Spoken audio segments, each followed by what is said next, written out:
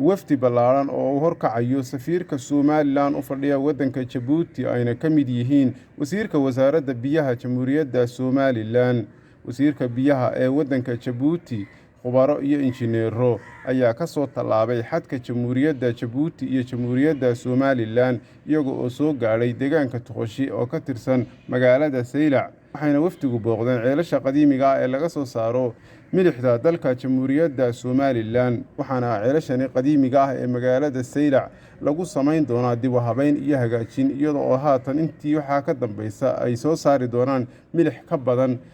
tii hore ee laga soo saari jiray kana tayo badan. khubaro iyo injineero ka socda waddanka Djibouti ayaa indha-indhayn iyo daraasaad ku sameeyay sida ballaadhinta loogu samaynayo wax soo saarka milixda deegaanka Toqoshi ee ka tirsan magaalada Saylac, waxaana ku wehelinayay barasaabka gobolka Selel Maxamed Jaamac Waale, telefishinka qaranka Somaliland, dalka Djibouti.